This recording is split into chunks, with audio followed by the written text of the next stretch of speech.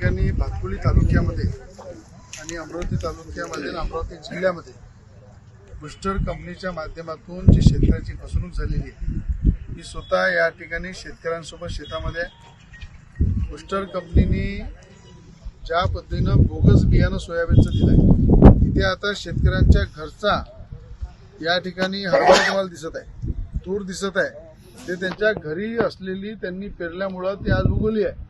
पण बुस्टर कंपनीनं दिलेलं सोयाबीनचं बियाणं एक सुद्धा या ठिकाणी दाना सुद्धा निघाला नाही आहे आणि अशा परिस्थितीमध्ये शेतकऱ्याचं प्रचंड नुकसान झालेलं आहे.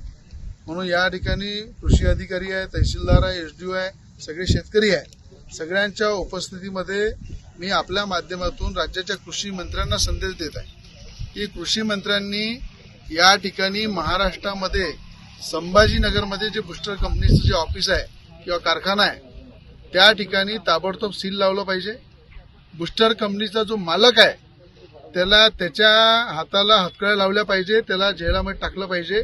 कारण की शेतकऱ्याची फसवणूक, ज्या शेतकऱ्याला आपण शेतकरी राजा म्हणतो त्या राजाची जर या राज्यामध्ये फसवणूक होत असेल, राज्यामधली कंपनी फसवणूक करत असेल तर त्या ठिकाणी त्याला जेलामध्ये टाकणे, कारवाई करणे, ब्लॅकलिस्ट करणे आणि ताबडतोब या शेतकऱ्यांचं, आता हे बिलं आहे सगळे बुस्टर कंपनीचे, हे बिलं जरी तुम्ही पाहिले त्याच्यामध्ये त्यांनी पूर्ण लोकांनी कर्ज काढून उधार घेऊन हे बियाणं विकत घेतलं, खतं घेतले, पूर्ण शेताची मशागत केली, पूर्ण शेत रेडी केलं आणि त्या ठिकाणी पेरण्यानंतर जर त्याचा सोयाबीनचा एक दाना निघत नसेल तर या शेतकऱ्याची फसवणूक झालेली आहे.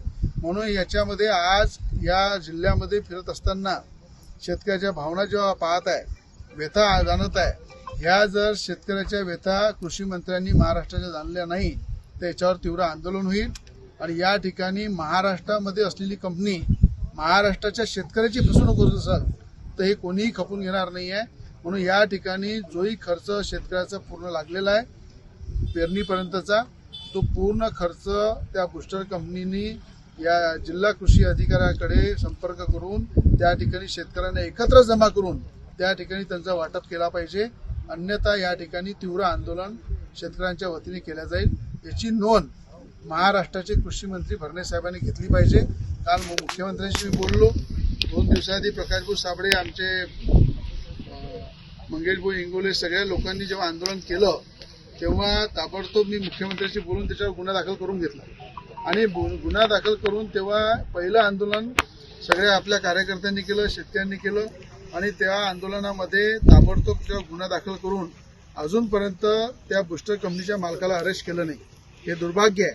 म्हणून या सगळ्यांची मागणी, एक तर त्याला अरेस्ट करा किंवा शेतकऱ्याचे पैसे जे नुकसान झालेलं आहे ते पूर्ण पैसे त्यांना वाटप करा. ही माझी आपल्या माध्यमातून कृषी मंत्र्यांना मागणी आहे. कृषी मंत्र्यापर्यंत हा आवाज शेतकऱ्यांचा पोहोचवायचा आहे. म्हणून या ठिकाणी मी मागणी करतो.